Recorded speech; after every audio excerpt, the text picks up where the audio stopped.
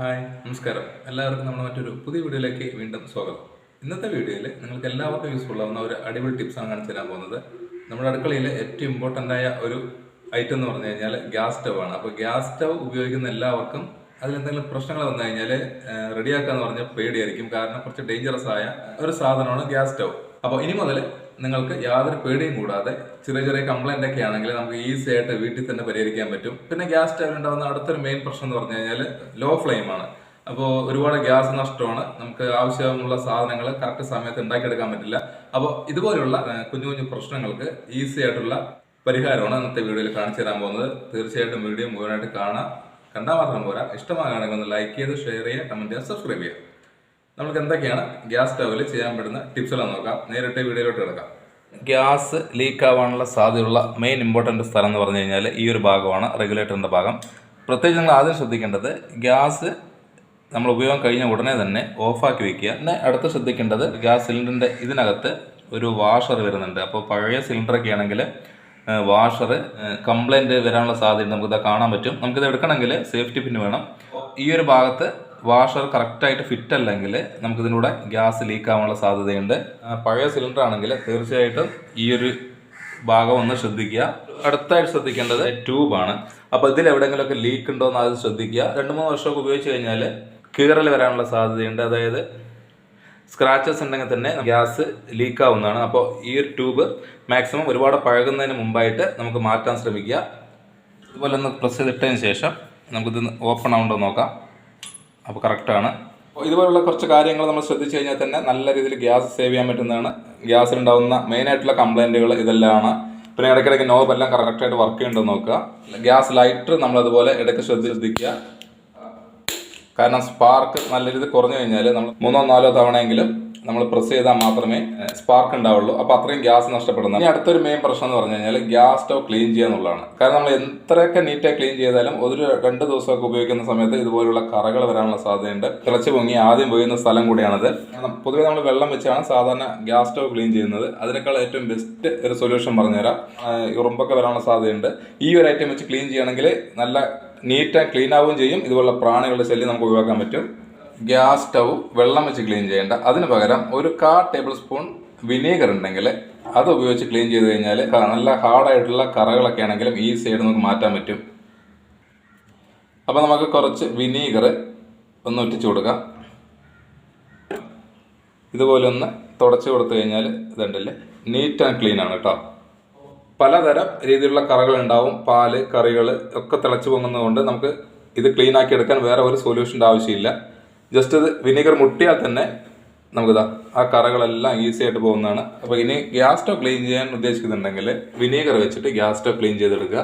ഇതുപോലുള്ള കുറച്ച് കാര്യങ്ങൾ നിങ്ങൾ ഗ്യാസ് സ്റ്റവ് ഉപയോഗിക്കുന്നവർ ഇടയ്ക്കിടയ്ക്ക് ചെയ്യേണ്ട കാര്യങ്ങളാണ്. ഈ ഭാഗത്തൊക്കെ നല്ല കറകളുണ്ട്. നമുക്കിതാ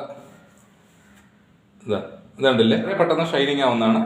മെയിനായിട്ട് ഗ്യാസ് സ്റ്റവിൽ കണ്ടുവരുന്ന പ്രശ്നം എന്ന് പറഞ്ഞു കഴിഞ്ഞാൽ ബർണർ, അതായത് പൊതുവെ ഇത്തിരി പഴയ സ്റ്റവൊക്കെ ആണെങ്കിൽ ബർണർ നല്ല രീതിയിൽ ഹോളുകൾ അടയാനുള്ള സാധ്യതയുണ്ട്. പിന്നെ കൂടാതെ നല്ല രീതിയിൽ കരി പിടിച്ചിട്ടുണ്ടാവും. പെട്ടെന്ന് നോക്കിയാൽ ചിലപ്പോൾ അടഞ്ഞത് കാണാൻ പറ്റില്ല. അടപ്പെല്ലാം മാറ്റിയിട്ട് ഒന്ന് കത്തിച്ച് നോക്കിയിട്ടുണ്ട്. ഇപ്പം ഞാൻ ഫുൾ സ്പീഡിലാണ് വെച്ചിരിക്കുന്നത്. ഫ്ലെയിം വളരെ കുറവാണ്. ഗ്യാസ് സ്റ്റവിൽ ഫ്ലെയിം കുറവാണെങ്കിൽ ചെറിയൊരു കാര്യം ചെയ്യുകയാണെങ്കിൽ ഗ്യാസ് സ്റ്റവിൻ്റെ ഫ്ലെയിം നല്ല രീതിയിൽ കൂട്ടാൻ പറ്റുന്നതാണ്. ഗ്യാസ് സ്റ്റവ് ഒന്ന് ഓഫ് ചെയ്യാം.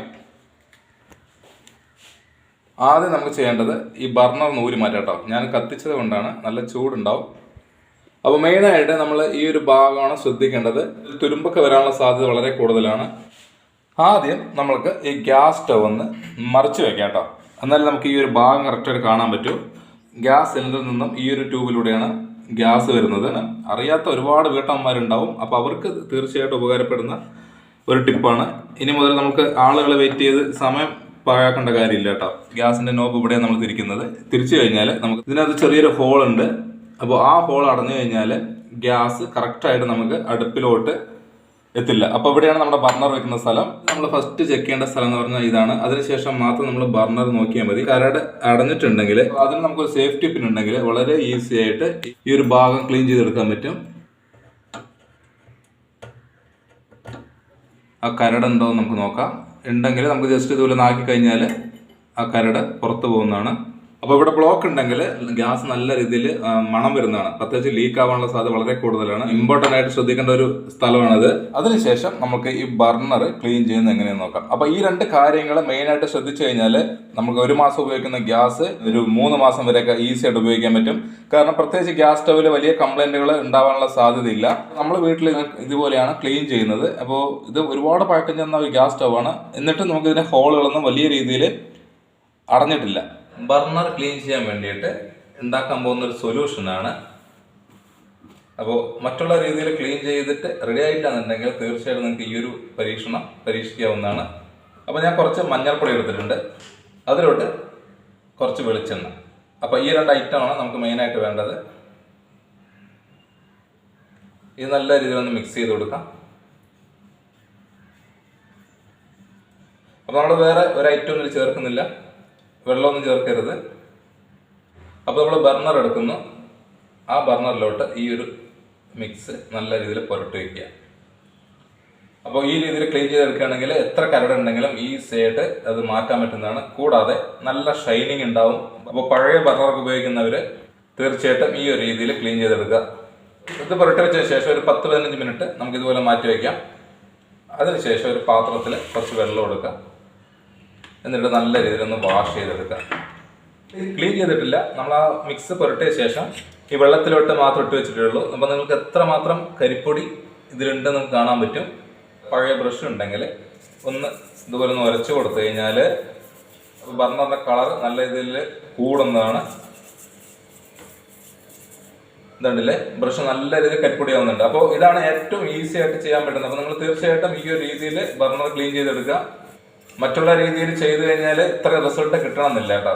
ഇത്രയധികം കരിപ്പൊടി നമ്മുടെ ആ ബർണറിലുണ്ട്. അപ്പോൾ നിങ്ങൾ തീർച്ചയായിട്ടും ഇടയ്ക്ക് ഒരു മാസത്തിൽ 1-2 തവണയെങ്കിലും ഇതുപോലെ ക്ലീൻ ചെയ്തെടുക്കുക.